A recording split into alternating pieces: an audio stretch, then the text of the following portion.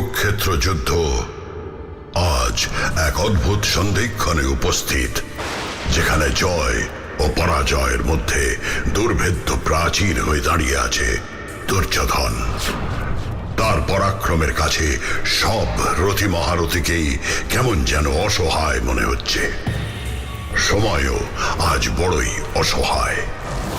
বাসুদেবের পরিকল্পনায় এই মুহূর্তে কুরুক্ষেত্রের মাটিতে যে মহারণ শুরু হতে চলেছে, তার একদিকে মহারথী দুর্যোধন আর অন্যদিকে পঞ্চপাণ্ডব এবং অন্যান্য মহারথীরা সকলে একযোগে মহাবীর দুর্যোধনকে আক্রমণ করবেন। বাসুদেবের মতে যুদ্ধের নিয়ম নীতি মেনেই এই যুদ্ধ হবে। তার মতে পরাক্রমশালী দুর্যোধনকে আটকানোর এটাই নাকি একমাত্র উপায়। এই মুহূর্তে দুর্যোধনকে থামানোর একটাই পথ, আমাদের সেই পথ দিয়েই যেতে হবে। আমরা কোনো একজন যোদ্ধা দুর্যোধনের সামনে যাব না। তার সঙ্গে পাণ্ডব শিবিরের কোনো যোদ্ধাই একা যুদ্ধ করবে না। দুর্যোধনকে আমরা একযোগে আক্রমণ করব।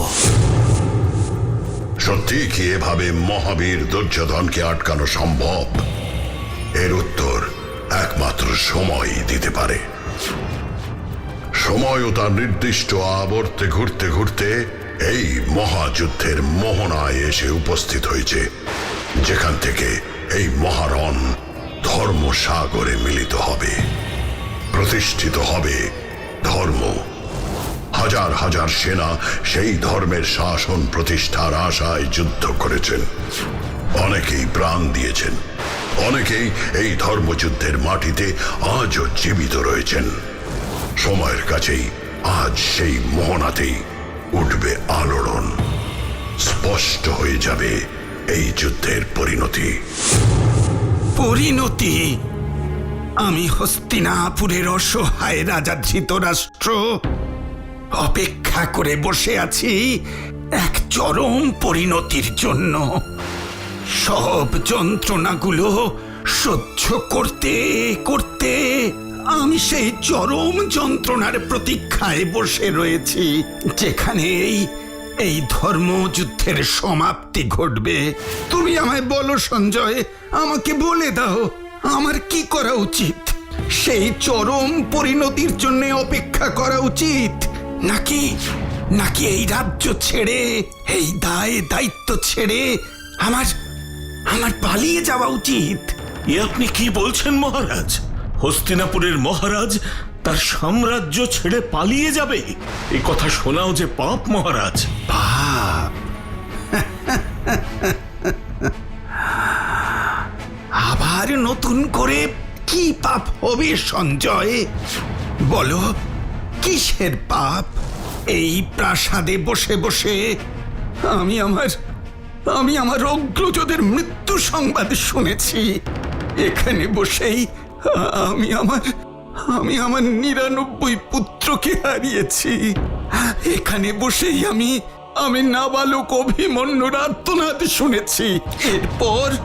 এরপরও তুমি আমাকে পাপের কথা বলছো সঞ্জয়?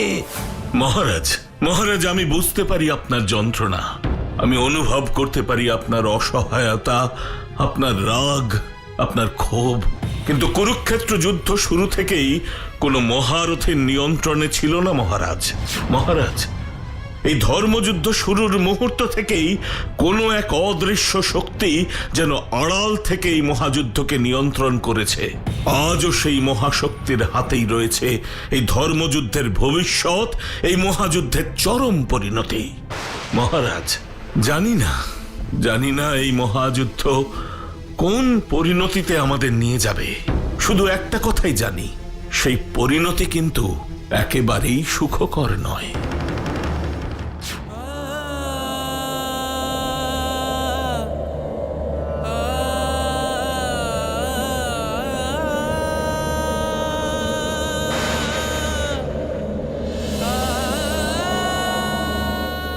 সূর্যদেব, বিশ্বের এই কোটি কোটি প্রাণকে জীবিত রেখেছ তুমি। তোমার আলো ছাড়া এই পৃথিবীতে কোনো প্রাণেরই কোনো অস্তিত্ব নেই। তোমার স্নেহ স্পর্শ পেয়ে এই পৃথিবী আজও সচল। ছন্দ ও লয়ের এই অপার মহিমা তোমার জন্যই আবহমান। তাহলে আজ হস্তিনাপুরে কেন এত অন্ধকার? কেন আজ এখানে শ্মশানের নিস্তব্ধতা? প্রতিটা মুহূর্তে কুরুক্ষেত্রের মাটি তাজা রক্তে ভিজে যাচ্ছে। হস্তিনাপুরের প্রতিটা ঘর থেকে উঠে আসছে গুমরানো কান্নার আওয়াজ। এই হস্তিনাপুরের চারদিকে কেন এত আতঙ্ক, হাহাকার, হতাশা? বলো সূর্যদেব, বলো কেন এমন হলো? কেন এই শান্ত সুন্দর রাজ্য ডুবে গেল হতাশার অন্ধকারে? সূর্যদেব, আমরা কি এই পরিণতি চেয়েছিলাম? এই যন্ত্রণা দেখার জন্যই কি এই ধর্মযুদ্ধ শুরু হয়েছিল? বলো, এই যুদ্ধের পর রাজবাসীর জন্য কে অপেক্ষা করে আছে? দুর্ভিক্ষ, বৈধব্য আর মহামারী? এই যুদ্ধ শেষের পর কারা বেঁচে থাকবে সূর্যদেব? হস্তিনাপুরের রাজা কাদের নিয়ে রাজত্ব চালাবেন? সূর্যদেব, মৃত্যু যন্ত্রণার থেকে অনেক বড় যন্ত্রণা আমি ভোগ করছি। এই যন্ত্রণা শুধু আমার নয়, এই যন্ত্রণা প্রতিটি প্রজার, এই যন্ত্রণা হস্তিনাপুরের। যে হস্তিনাপুরের মঙ্গলের জন্য আমি আমার জীবনের সব কিছু ত্যাগ করেছি। মনে প্রাণে চেয়েছি আমার হস্তিনাপুর যেন এই বিশ্বের শ্রেষ্ঠ রাজ্য হয়। কিন্তু আমি কি পেলাম সূর্যদেব? এই শূন্যতা, এই নীরবতা, এই নিষ্ঠুরতা তো আমি চাইনি সূর্যদেব। এই তীব্র যন্ত্রণা বুকে চেপে আমি যে শান্তিতে মরতেও পারছি না।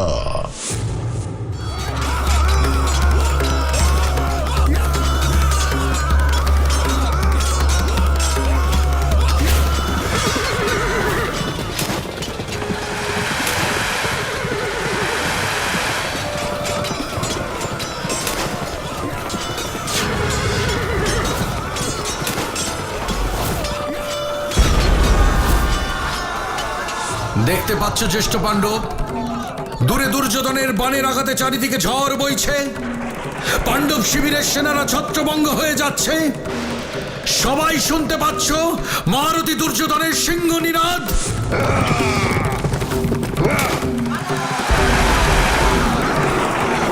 পাচ্ছি কেশব, শুনতে পাচ্ছি। আর কিছুক্ষণের মধ্যেই এই গর্জন থেমে যাবে। শেষ হয়ে যাবে কুরুক্ষেত্রের মহারণ। অর্জুন ঠিক বলেছে বাসুদেব। আর কিছুক্ষণ পর ওই গর্জনে হয়ে যাবে মৃত্যুর আর্তনাদ। ওই দুরাত্মা মৃত্যু যন্ত্রণায় ছটফট করতে করতে আর্তনাদ করবে। এই কুরুক্ষেত্রের মাটিতে প্রতিষ্ঠিত হবে ধর্মের শাসন। সাবধান ভীম, কথাটা মুখে বলা খুবই সহজ, কিন্তু প্রকৃত কাজটা অতটা সহজ নয়। মনে রেখো, তুমি যার সঙ্গে যুদ্ধ করতে যাচ্ছ সেই যোদ্ধার নাম দুর্যোধন, যে এই বিশ্বের অন্যতম শ্রেষ্ঠ বীর। প্রতি মুহূর্তে এই কথাটা মাথায় না রাখলে তুমি দুর্যোধনের সঙ্গে যুদ্ধ করতে পারবে না। হ্যাঁ বাসুদেব, আপনার প্রতিটি কথা মাথায় রেখে পা ফেলাটাই আমাদের অবশ্য কর্তব্য। এখন কি আমরা এগিয়ে যেতে পারি? এবার আমরা এগিয়ে যাব, কিন্তু সাবধান, এই যুদ্ধে সামান্য ভুল মানেই নিশ্চিত মৃত্যু। আক্রমণ!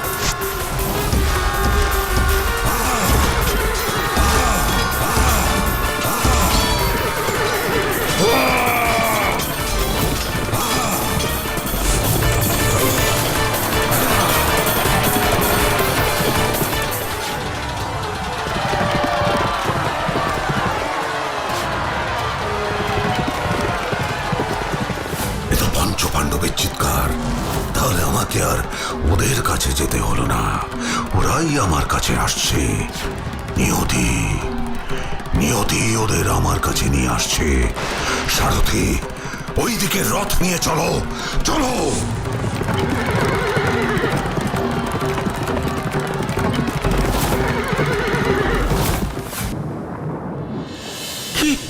কি বলছো তুমি সঞ্জয়? পাণ্ডবরা সবাই একসাথে?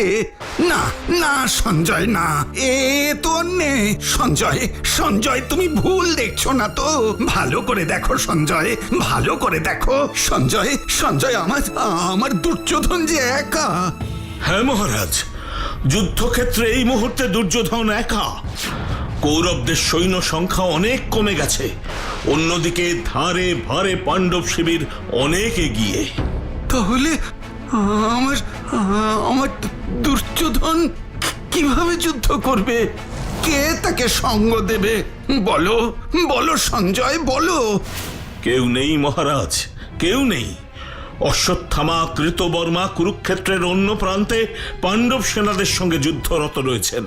এই অবস্থায় দাঁড়িয়ে আমার আমার বীর পুত্র দুর্যোধন একাই মহাপরাক্রমের সঙ্গে যুদ্ধ করছে। তার এই বীরত্ব দেখে গর্বে গর্বে আমার বুক ফুলে উঠছে সঞ্জয়, গর্বে আমার বুক ফুলে উঠছে। কিন্তু পাণ্ডবরা তাহলে সকলে মিলে ওর দিকে এগিয়ে আসছে কেন সঞ্জয়, কেন? দুর্যোধনকে থামানোর জন্য মহারাজ। তবে এই মুহূর্তে কোনো একজন মহারথীর পক্ষে দুর্যোধনকে থামানো অসম্ভব। সেই কারণে সবাই মিলে তাকে আক্রমণ করতে হবে। এটাই কি যুদ্ধের নীতি সঞ্জয়? এটাই কি যুদ্ধের নিয়ম? মহারাজ, নিয়ম তো তৈরি হয় ভাঙার জন্যই। যুগে যুগে এভাবেই নিয়ম ভেঙে নতুন নিয়মের জন্ম হয়েছে। এই নিয়ম ভাঙা গড়ার সব থেকে বড় উদাহরণ হলো এই কুরুক্ষেত্র যুদ্ধ। এখানে প্রত্যেক দিন প্রতি মুহূর্তেই নিয়ম তৈরি হয়েছে, আবার সেই নিয়ম ভেঙেও ফেলা হয়েছে। না না না সঞ্জয়, না, আমি কিছুতেই মানতে পারছি না, আমি সহ্য করতে পারছি না। এইভাবে সব নিয়ম নীতি ভেঙে যুদ্ধ করে কিভাবে ধর্মের শাসন প্রতিষ্ঠিত হবে? মহারাজ, এই কুরুক্ষেত্রের মাটিতে ধর্ম আর অধর্মের প্রভেদটা সূক্ষ্ম থেকে সূক্ষ্মতর হয়ে গেছে। আর যুদ্ধের একেবারে শেষ পর্বে পৌঁছে সেই প্রভেদ নিয়ে এত চিন্তা নয় নাই করলেন মহারাজ। না, করব না, কোনো কিছু নিয়েই আর আমি চিন্তা করব না। তুমি আমায় বলো সঞ্জয়, তুমি আমায় বলো, আমার আমার দুর্যোধন কোথায়? সে এখন কি করছে? মহারাজ, দুর্যোধন পাণ্ডবদের চিৎকার শুনে পাণ্ডবদের দিকে এগিয়ে আসছিল, কিন্তু হঠাৎ সে থেমে গেছে।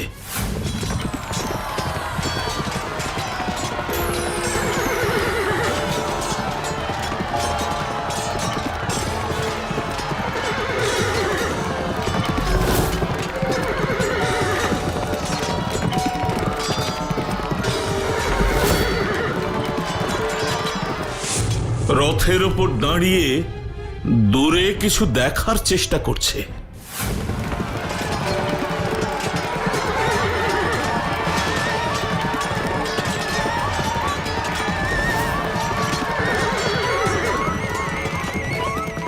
পাণ্ডবরা সকলে মিলে একত্রিত হয়ে আমার দিকে এগিয়ে আসছে। তাহলে কি এটাও বাসুদেবের নতুন কোনো পরিকল্পনা? ওরা সারিবদ্ধভাবে আমার উদ্দেশ্যে এগিয়ে আসছে কেন? এর পিছনে নিশ্চয়ই কোনো নির্দিষ্ট পরিকল্পনা আছে। ভীম, তুমি প্রথমেই দুর্যোধনের সামনে যাবে না। যথাজ্ঞা বাসুদেব, কিন্তু আমার প্রতিজ্ঞা। ধর্মরাজ যুধিষ্ঠির যদি আমাদের সকলের গুরু না হতেন, তাহলে আমরা কখনোই তোকে ক্ষমা করতাম না। আমাদের প্রাণের অধীশ্বর ওই জ্যেষ্ঠ পাণ্ডব যুধিষ্ঠির, উনি নিজেকে আজ পরাজিত মনে করেছেন, তাই আমরাও মনে করি আমরা পরাজিত। তা না হলে দ্রৌপদীর কেশ আকর্ষণ করে এমন কোনো প্রাণী আজ জীবিত থাকতে পারত না। ওরে কাপুরুষ দুর্যোধন, দেখ আমার এই হাত। হাতির শক্তিতে বলবান এই হাতের নাগাল থেকে স্বয়ং ইন্দ্রও বাঁচতে পারে না, তোদের সৌভাগ্য যে আমি ধর্মরাজ যুধিষ্ঠিরের ধর্ম শিক্ষায় আবদ্ধ, নয়তো সিংহ যেমন হরিণকে বধ করে তেমনি চপেটাঘাতেই ওই দুঃশাসনকে মেরে ফেলতাম।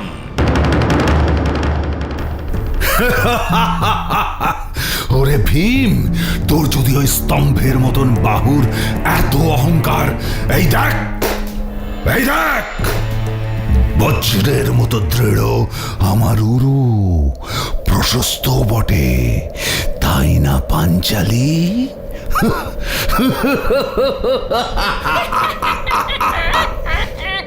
দুর্যোধন, আমি যদি আমার কথা দিয়ে তোর ওই বামরু ভঙ্গ না করি, তবে যেন আমি আমার পিতৃপুরুষের সঙ্গে এক লোকে বাস না করি। ওর সঙ্গে যুদ্ধ করতে না পারলে আমি যে আমার প্রতিজ্ঞা রক্ষা করতে পারবো না বাসুদেব। পারবে, তুমি তোমার প্রতিজ্ঞা রক্ষা করতে পারবে ভীম, কিন্তু তার জন্য তোমাকে অপেক্ষা করতে হবে। সময় এলেই তুমি ঠিক তোমার প্রতিজ্ঞা পালন করবে। হ্যাঁ বাসুদেব, আমি নিজে হাতে ওই দুরাত্মাকে বীর গতি প্রাপ্ত করাতে চাই। এটাই এই মুহূর্তে আমার জীবনের একমাত্র লক্ষ্য। সময় সময় তোমাকে তোমার লক্ষ্য বেদের কাছে নিয়ে যাবে ভীম। ধৈর্য ধরে আরেকটু অপেক্ষা করো, দেখবে তুমি তোমার প্রতিজ্ঞা পালন করছো। না না, আর কোন ষড়যন্ত্রকে সফল হতে দেব না আমি। আমার নাম দুর্যোধন। বাসুদেব, ষড়যন্ত্র করে তুমি আমাকে পরাজিত করতে পারবে না। অপরাধ নেবেন না মহারাজ, এভাবে একা ওই মহারথীদের সামনে আপনি যাবেন না। পাণ্ডবদের এই আক্রমণের পিছনে নিশ্চয় নির্দিষ্ট কোনো কারণ আছে মহারাজ। তুমি সঠিক কথাই বলেছ সারথি, আমিও তোমার সঙ্গে একমত। তাছাড়া আমাদের সৈন্যবাহিনীও একেবারে নিঃশেষিত মহারাজ। রথী, হস্তি, অশ্বারোহী সেনারা সবাই এই যুদ্ধে নিহত হয়েছে। মাত্র কয়েক হাজার পদাতিক সেনাই এখনো যুদ্ধক্ষেত্রে জীবিত আছে মহারাজ। প্রথমে নকুল সহদেব দুর্যোধনকে আক্রমণ করবে, তারপর জ্যেষ্ঠ পাণ্ডব সাত্যকী, ধৃষ্টদ্যুম্ন ওদের সঙ্গে যোগ দেবে। দুর্যোধন ওদের পরাস্ত করতে পারলে অর্জুন তাকে আক্রমণ করবে, তারপর ভীম দুর্যোধনকে আক্রমণ করবে। বাসুদেব, আপনার কথা মতোই আমরা এগিয়ে চলেছি। কুরুক্ষেত্র যুদ্ধ আজ এখানেই সমাপ্ত হবে। রথ ঘোরাও সারথি, ওদের চাতুর্যের বিরুদ্ধে আমাকেও চাতুরি করতে হবে। ওদের পাতা ফাঁদে কোনোভাবেই পা দেওয়া যাবে না। রথ ঘোরাও, আমাকে এখনই দৈপায়ন হ্রদের কাছে নিয়ে চলো।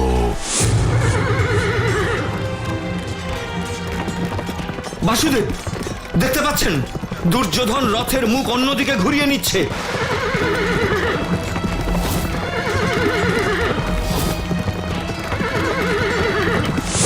বাসুদেব, দুর্যোধন তো যুদ্ধক্ষেত্র পরিত্যাগ করে চলে যাচ্ছে। কেশব, ও কি আমাদের পরিকল্পনা ধরতে পেরে গেছে? না হলে দুর্যোধনের মতো যোদ্ধা যুদ্ধক্ষেত্র ছেড়ে অন্যদিকে চলে যাচ্ছে কেন? কারণ দুর্যোধন একদিকে যেমন মহাবীর, তেমনি অন্যদিকে সে প্রচন্ড বুদ্ধিমান। যেভাবেই হোক সে আমাদের পরিকল্পনা বুঝতে পেরেছে, তাই সে যুদ্ধক্ষেত্র থেকে নিজেকে সরিয়ে নিচ্ছে। তবে দুর্যোধন যুদ্ধ না করে বসে থাকার মানুষ নয়। বাসুদেব, এই মুহূর্তে দুর্যোধনকে ধরতে হবে, না হলে ও আবার দ্বিগুণ শক্তি নিয়ে ফিরে আসবে। ভীম সঠিক কথাই বলেছে, এখনই ওকে ধরতে হবে, না হলে ও অনেক কিছুই ওলটপালট করে দেবে।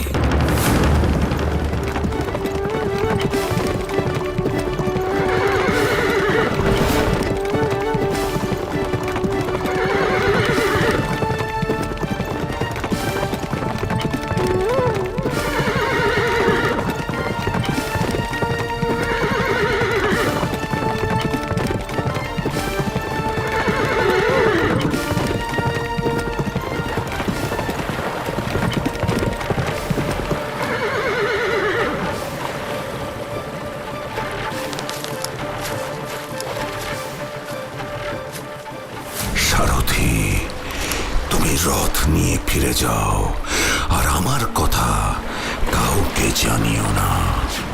যথাজ্ঞা মহারাজ।